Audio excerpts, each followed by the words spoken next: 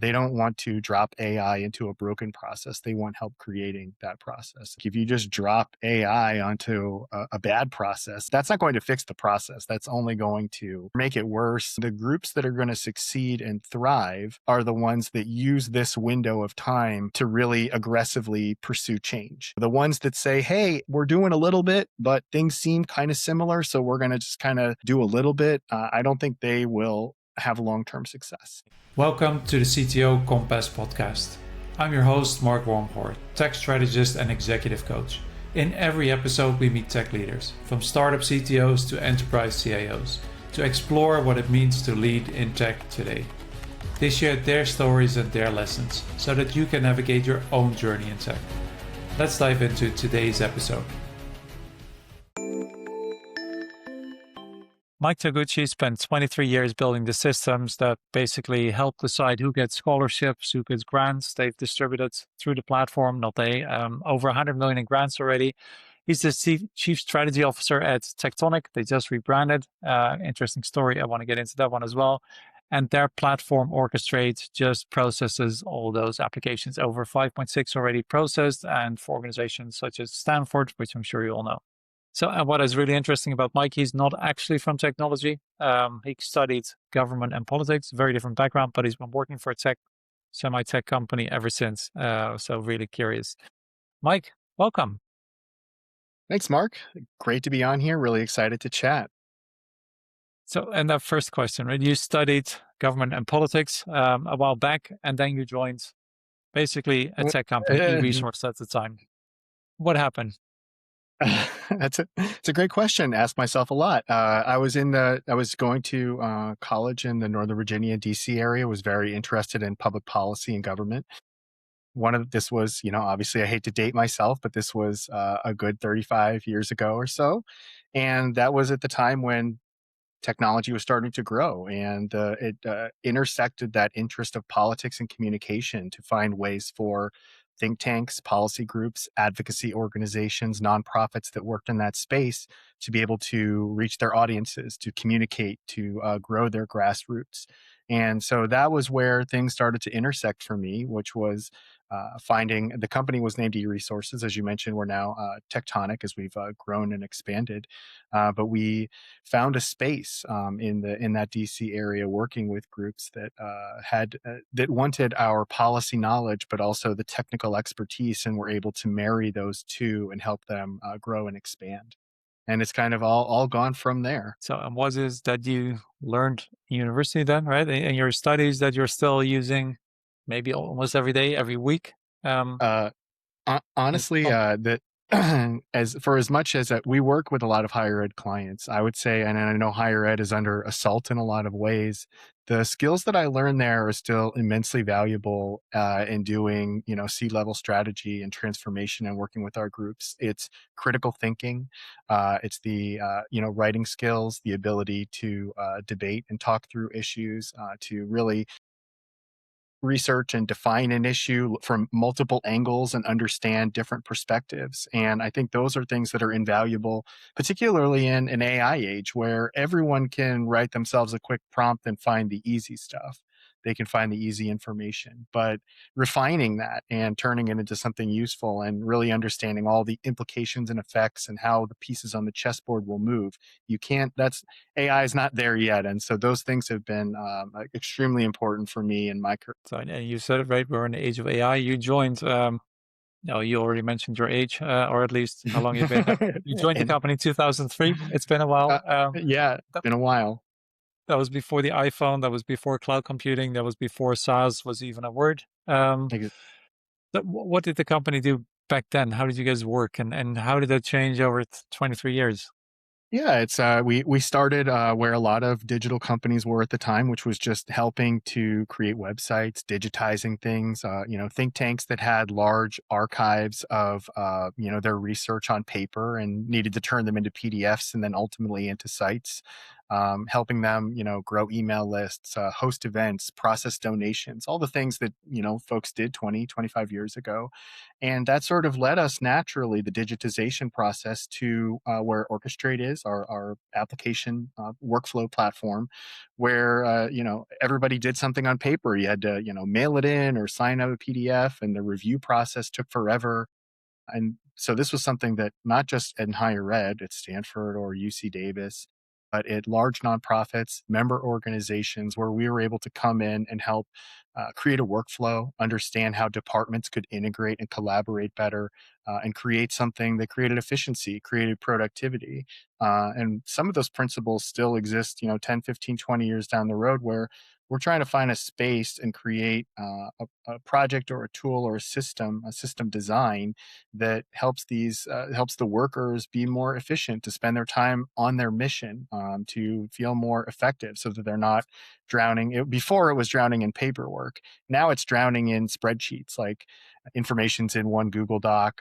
So, your CRM has other information, and a CIO or CTO, they don't have validated data. They don't have consistent data. They don't have a good dashboard that allows them to aggregate all of these things. And so, we try and utilize our strategic element, as well as, different technological tools to help solve those problems.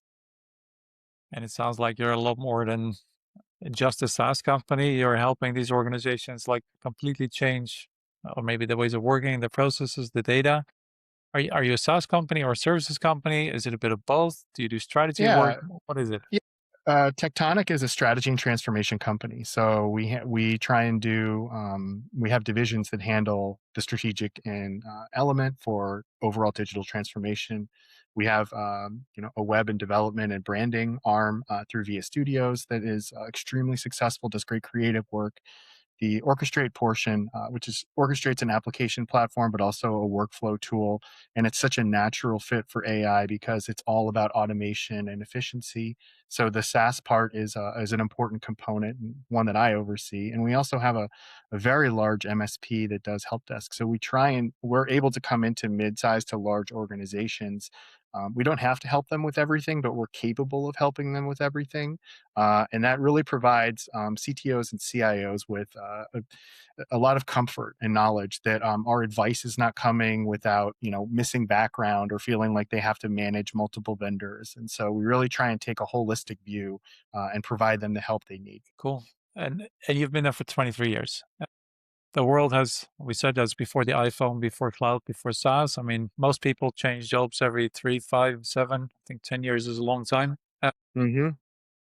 Why did you stay, and what have you learned by actually staying at the same company for so long instead of job One hopping of the like so many of One us? of the things that's one of the reasons I've stayed is we have a great team, great culture, and I think I there's a the football coach from an old football coach had this saying, "You win with people," and I like to say to some of our clients, like, if you have a bad process, you can fix that.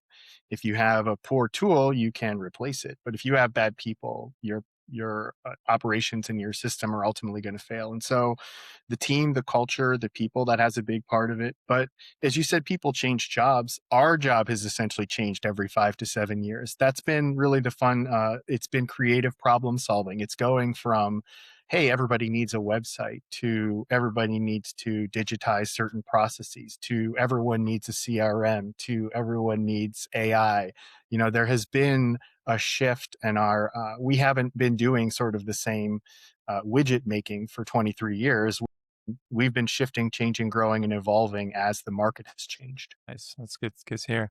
And now you rebranded this year. You said that from e-resources for over 20, almost 23 years. E-resources was started in 1999, and we just grew significantly over the last 5 years.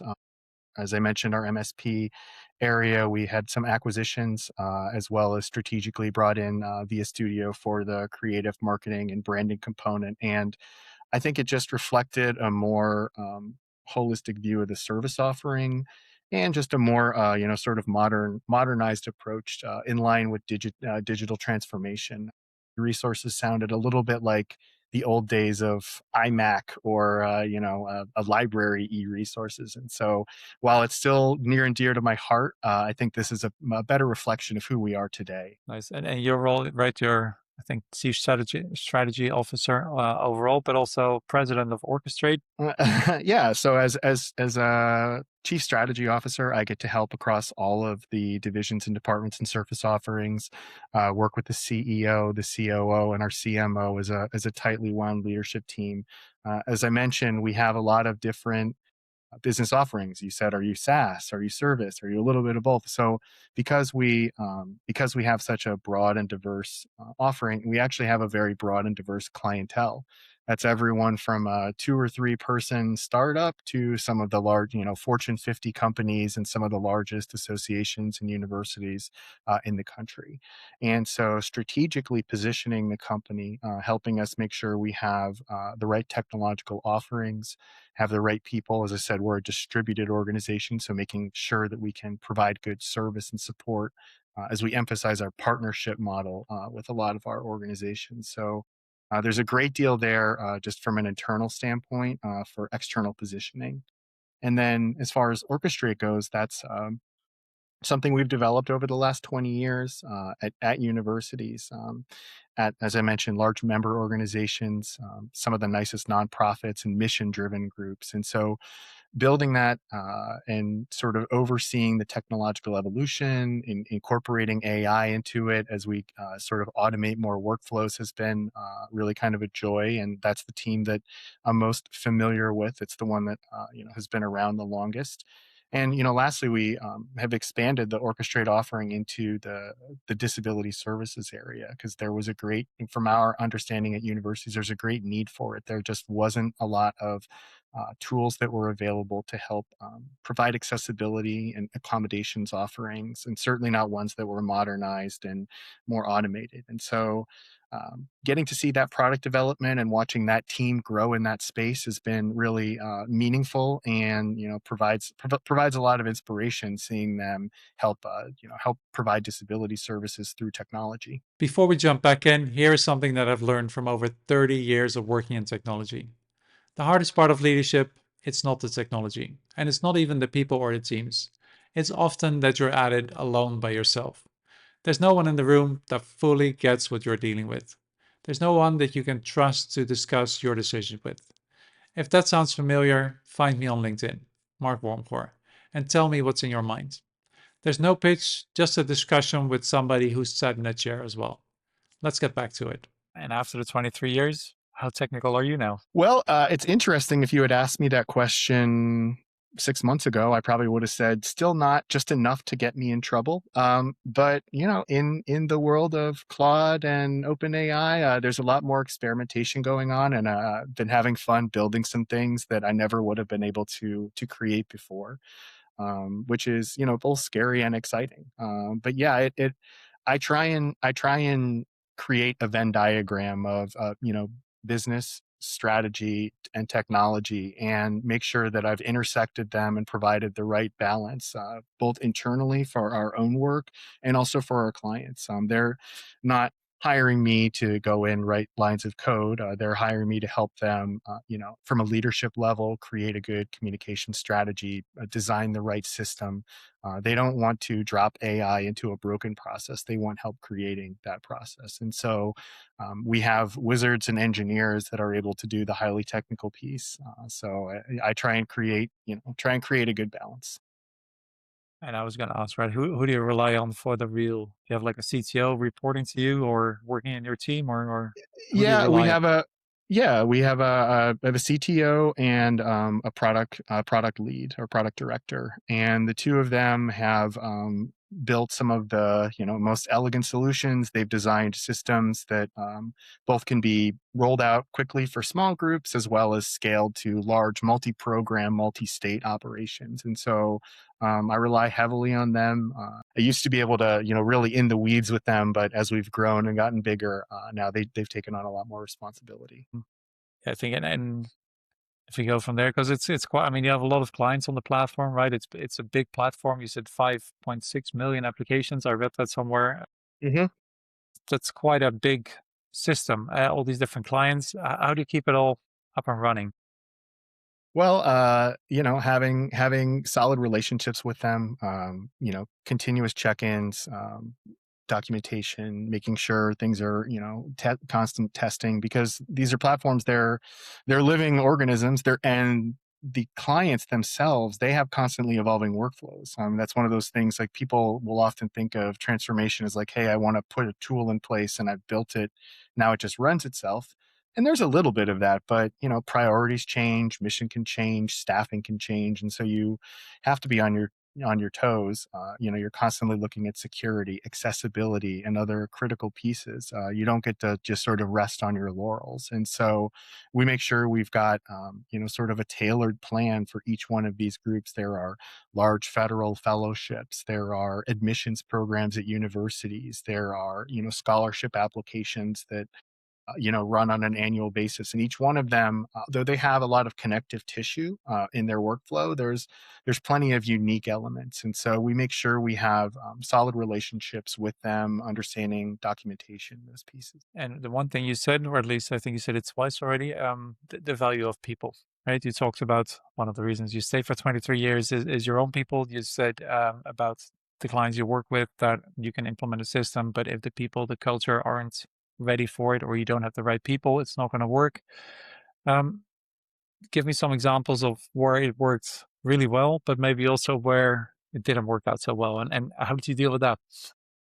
Yeah, that's there was a large fellowship program that we worked with. This is an example of something working really well. They had a small, tight knit team, and the technology side of it, I will say, I thought it was fairly messy. It was a little bit of the old adage, like they were building the plane in the air because they were trying to create a new program and scale it as fast as possible. But what they had going for them was, within that team, they were tightly knit. There was good transparency. There was good communication. They had accountability on like what the metrics were and like who was in charge of what. They also were extremely adaptable when they tried something new, or tried something on the fly. If it didn't work, they were able to quickly identify it. They didn't let it fester or just use it sort of an old legacy process. They were able to change and adapt it.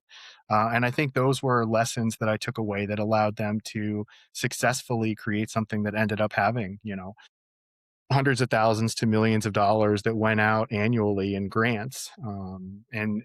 I like to point to that story just because when we work with groups, we talk to them a lot about it. If you could just pick the tool, that's not a good strategy. It doesn't help you design a system. But most importantly, about your people, like, you have to have buy-in. They have to understand what their place is in this process, and you have to have adoption. If you just because you launched something doesn't mean it's going to work. They have to actually want to utilize it and understand how. And then you have to be able to take the feedback portion of it. If you don't have feedback cycles to say, like, hey, this isn't working, or I don't understand how to make this process work with our review, or we're seeing inequities or unfairness in the review process that have evolved because of the growth. You have to be able to adapt to those things and make changes. And so I think that was one of the anecdotes I would have shared from a fellowship standpoint, that we really saw success even with a process that wasn't optimal. Because of the people, and the opposite. Have you had programs or implementations where maybe it was the opposite? The technology side was maybe rather straightforward and easy, but the team just made it so difficult. And what did you do? Yeah, yeah, absolutely. And I think that was. I've got one from a university. I don't, won't I won't single them out, but Please. we had a university that the leadership sort of they ran forward with a project, and it was probably their third or fourth big technology initiative in the last 5 years. So the team was already burnt out and not really trusting.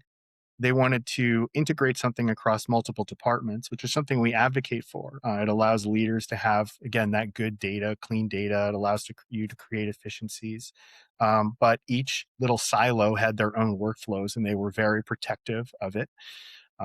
And so the implementation ended up being more about, and they didn't have sort of the backbone to say no to edge cases or And so people were trying to protect legacy platforms and legacy processes, or work them in, sort of using, putting the lipstick on a pig, put use a new tool over a bad process. And leadership didn't, sort of use the strength to fix that, to use the transformation as a chance to design a new system that was going to work for everyone.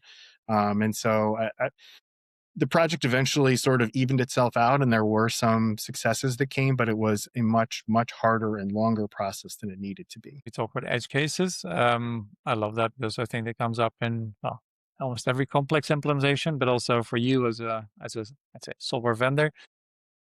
I mean, almost every client must want their own customizations, and if there's one thing that they need change, and if you accommodate everything, I think by the client number 100, you're going to have almost every feature built, and probably half of them only for one client. How do you manage those edge cases on That Orchestrate? that's a great question. We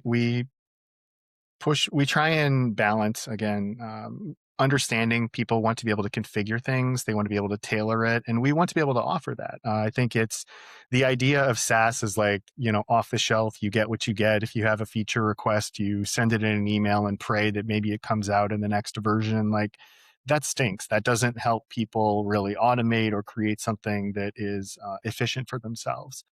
But the reverse is also true, which you mentioned, which is if you just spend all of your time, you can spend time, budget, scope, building something to try and accommodate an edge case that really it doesn't provide value. It doesn't line up with your success metrics.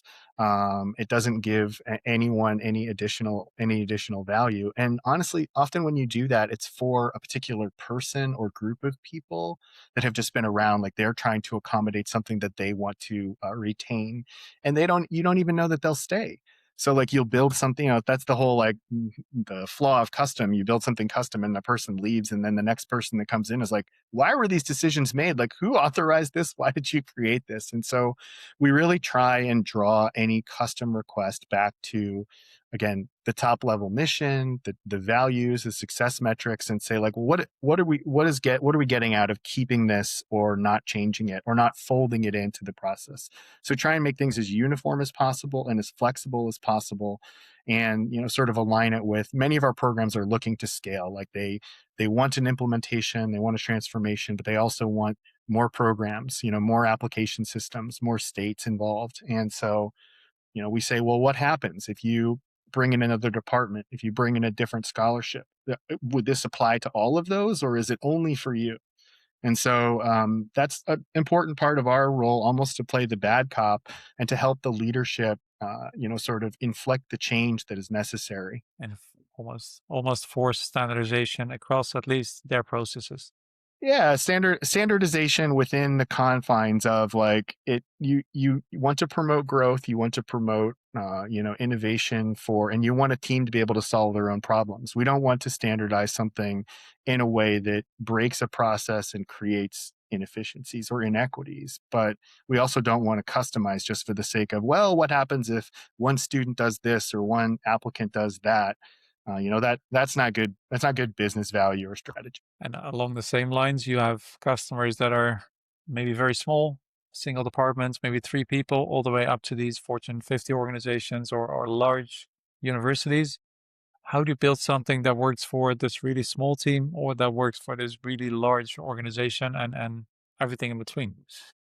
Yeah, it's you have to have a good discovery and planning process, essentially creating a roadmap. The smaller groups, they aren't always easier just because they're less people. They are more prone to, wanting to make decisions based on sort of personal preferences. Sometimes it's harder because they are wearing multiple hats. Like, it's the person does marketing and sales, and, you're trying to help them when they're running around like crazy trying to handle too many different things. So trying to create a baseline for them and a foundation, and help them envision, like, how is this going to make you successful in year one, but also how is it going to look down the road? It all comes kind of back to that planning and road mapping for them, and, tying it to mission, tying it to metrics.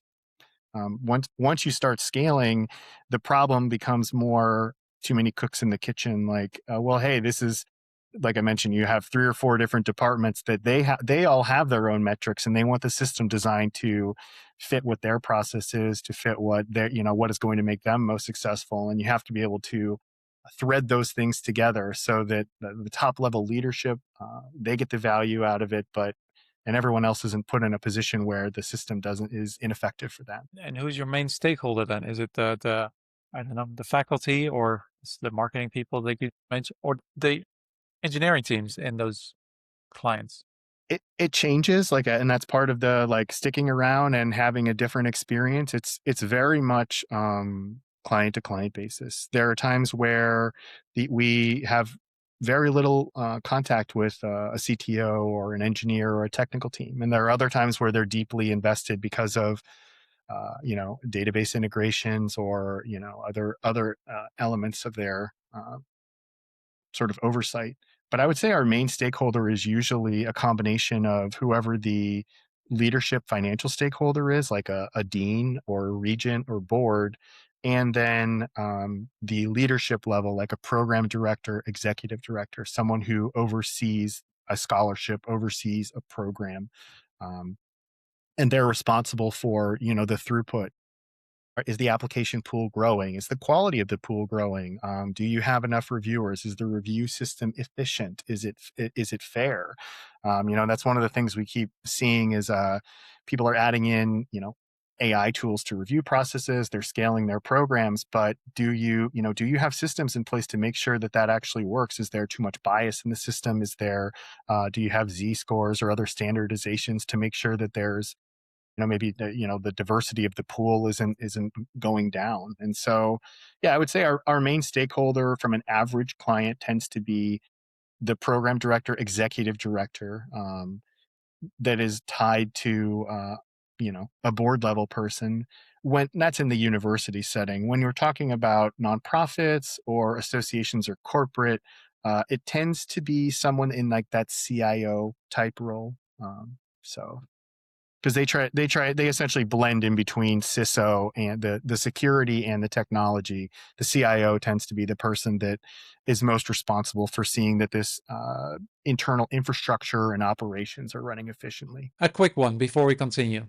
If you're getting something out of this conversation, please hit the subscribe button below. That way, other tech leaders can find us as well. I would really appreciate it. Let's get back to it. The reason I asked is you've said somewhere that most important technology decisions actually get made outside of the engineering team, or maybe not even involving the engineering team. What did you mean by that one? But yeah, that well, we kind of go in with this attitude that and AI is only increasing this. But again, I know it's parked. It's the tool doesn't really matter. It's about the system design. It's about the people that you have. It's about the strategy and hitting metrics. That the technology is just the tool that you're using, the force multiplier that makes it work, and all the important decisions are made sort of well before you get to that tool stage. It's about that planning and road mapping. It's about having alignment for what is our security and accessibility standards, what is our operational what are our operational needs, and then creating that workflow, whether it's for 2 to 3 people, whether for it's a team or multi-department, or whether it's for a Fortune 50 company. The executive level, the C level is making those decisions, and how they decide to implement it, communicate it, keep people accountable to it,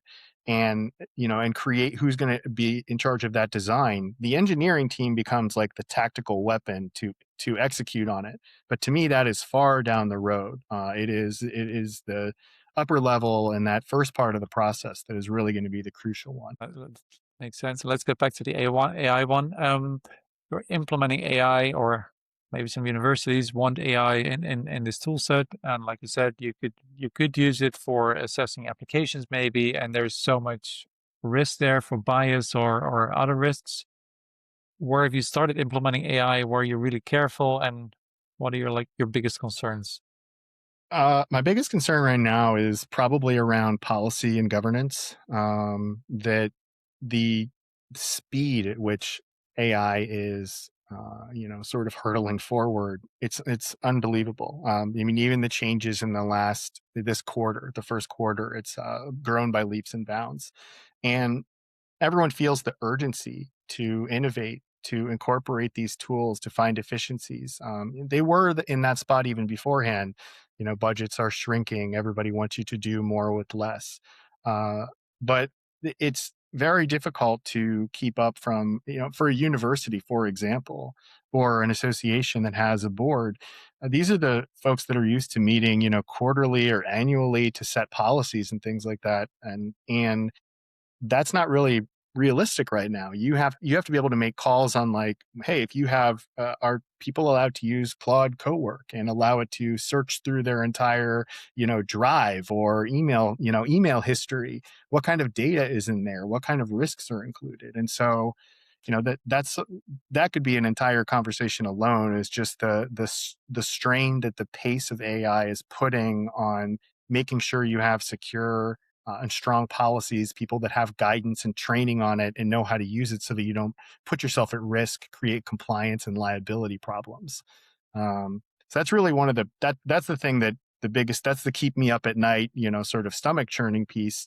When I think about the exciting part of it, it's where you start looking at it and saying, like, hey, we've created systems, designed platforms, and helped groups streamline workflows and automate processes. And this is a tool that is going to turbocharge that.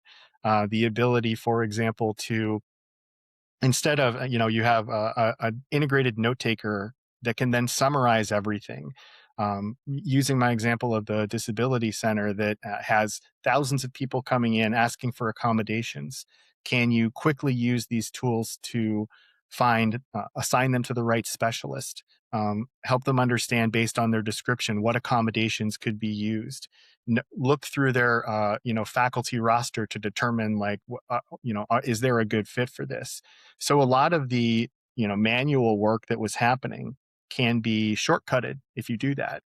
But again, you run into like, there's protected health information, there's student data, there there are considerations where it's like, you can do this, but you know, is it something that fits within the policies that are allowed? So yeah, we're very excited looking at it, you know, whether it's higher ed or associations or nonprofits, just the ability to take take some of these manual things, you know, reading through documents and summarizing them, auto assignment policies, you know, things like that are going to save immense amounts of time once they get refined. And internally, where do you guys use AI, and to what extent has it already been part of the product? Yeah, I mean, the we have really robust internal initiatives right now. As I mentioned, we have a lot of different divisions or departments or offerings, and so each group is looking at things. And we kind of have it structured in a way where there's 3 or 4 levels. First level would be the individual level, like what are each one of our staff members utilizing AI for in their own personal life, to personal professional life, to you know, save time, to take care of tasks, you know. And then the second would be a team level. Is a design team that is working with Figma able to, you know, find, you know, new quick ways to create things? Is a engineering team that is, you know, trying to create code using this to accelerate their QC process or write code itself. And then the corporate level where you say, hey, things like, you know, marketing, or, you know, can you automate your marketing calendar and pulling of content? Can you help with your, you know, sort of CRM and pipeline to go through? You know, I've seen some really exciting things of people, you know, searching through your contacts and finding ways to personalize very quickly outreach to them. And then the last would be that product level where, you know, we have all of these offerings where we know AI can play a role. And so we've got kind of a 4-tiered system internally to try and promote use of AI. But, you know, we run into the same challenges. Like, is it aligned with our security policy? We have a lot of data from our customers that we have to be extremely protective of. And, you know, a lot of groups I see, they're experimenting and they're piloting, but does experimenting and piloting really lead to something that is a measurable outcome? How do you get longer term adoption? How do you ensure that people aren't just, you know, grabbing tools here and there? Which again, the pace of it, every week there's something new to test. So True. I love that as well, but yeah, it does take a lot of time, I think, from everyone. So yeah, which sometimes generates business value, sometimes doesn't. And even you started using Claude code or co-work? I forget what you said at the beginning. Yeah, One of the two. yeah, yeah. Claude, OpenAI, Claude Cowork. We're building some agents and things like that. There's so much. That was the part where I said it's there's some scariness of it, but it's really kind of fun and exciting to see the application to be able to say, oh, hey, can you help me create documentation? Can you, review all of these things and, automate some outreach? Can you help me, build strategy guides? And I know that, and that's just on my non-technical end. I know the engineering team, the CTO, like they're able to do things by leaps and bounds faster. And so, but again, it requires oversight. There's still how long the human in the loop phase lasts. I think it will be quite some time. So, but it is still definitely changing the business a great deal. And you just spoke about your clients as well, that they're struggling with the policies, with the compliance. I think probably the same ones you talked about internally. They go from having annual or quarterly board meetings to having to approve, review. The ones that are like at the front, or the ones that you've seen that are at the front, what do they do? How do they do different? I would say that the strength is from smaller groups or departments that have good leadership. And again, it kind of ties back to that idea that the whether it's a board of regents or a board of directors, groups that are and that have put a good leader in place, that have stated like, hey, I want you to have room to experiment. If something succeeds, like, let's see if we can scale it. If something fails, like, report back to it. But again, they're also doing it in a measured fashion where they say, experiment, but like, here's the guardrails that we have. And if there's something that we need to escalate to a chief security officer or to somebody else, like, let's not, you can dip your toe in the water, but let's not, dive in with 2 feet and create risk for ourselves. And so I think the ones that have been successful so far are small to mid-sized groups that understand that they're trying to balance things. They're trying to go as fast as they can with urgency and purpose tied to their mission, but they are also not just, sort of experimenting in 90 different directions and assuming that, just because you signed up with your account means that it's secure or that the data is safe. Absolutely true. And where do you think this is going to go in the next? And I ask almost everyone this question, every guest, in the next 2, 3, 5 years is very far in this day and age. But what's the future for at least Orchestrate or Tectonic or the universities that you work with, the clients? Yeah, I mean, I wish I really knew the answer. I think we could, both of us could be, we could profit a great deal if we knew the full direction. What I see right now is the things went from last year. It was, you know, AI experimentation to this year is experimentation is not enough.